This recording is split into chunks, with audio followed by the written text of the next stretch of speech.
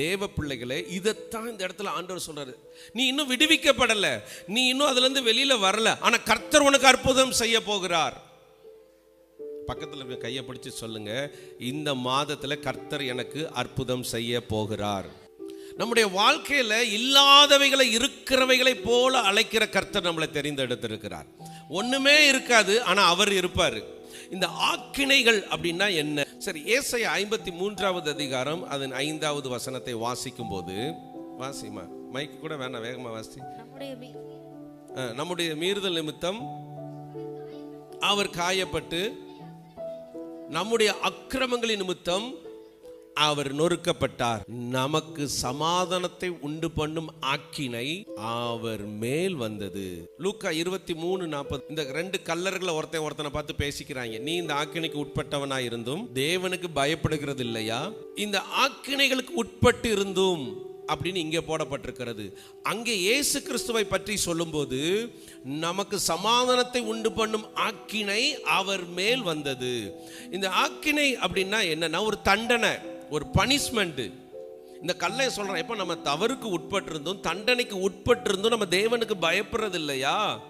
அப்ப ஆண்டவர் உன் ஆக்கினைகளை உன்னை விட்டு அகற்றுகிறேன் அப்படின்னு சொல்றாருன்னா அதோடைய அர்த்தம் என்னன்னா, உனக்கு ஒரு தண்டனையை நான் கொடுத்திருந்தேன்ல, அந்த தண்டனையிலிருந்து நீ இன்னைக்கு விடுவிக்கப்படுகிறாய். எனக்கு தெரிஞ்சு நிறைய கிறிஸ்தவர்கள் தண்டனையில தான் இருக்கிறாங்க. ஏன்னா அவங்க ஆண்டவருக்கு பிரியமா வாழ்றது இல்லை, தேவன் சொல்ற மாதிரி வாழ்றது இல்லை. வேதம் சொல்லுகிறது, ஆண்டவர் தம் நேசிக்க புத்திரரை என்ன செய்யறாராம்?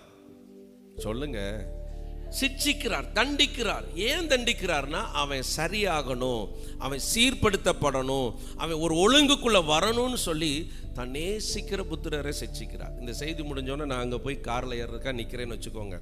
அப்போ ஒரு பையன் அங்கனக்குள்ள ஜெல்லி மிட்டாய் தின்னுட்டு வரான் ரோட்டில்.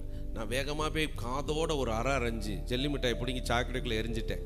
என்னடா தின்னுட்டு வர அப்படின்ட்டு. அடுத்து எனக்கு என்ன நடக்கும்? நீங்கள் விரும்புகிறதெல்லாம் எனக்கு நடக்கும், சரிங்களா? அவங்க வீட்டிலேருந்து வந்து என் காலை உடைச்சி அடித்து, என் பிள்ளை என்ன தின்னா உனக்கு என்னடா?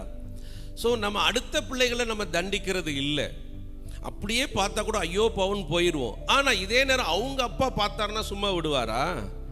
இதே மாதிரி தான் ஏன் நம்முடைய வாழ்க்கையில் சில நேரம் குறைகளும் கஷ்டங்களும் பிரச்சனைகளும் பாடுகளும் வருகிறது என்று சொன்னால், கர்த்தர் நம்மளை சீர்படுத்துவதற்காக.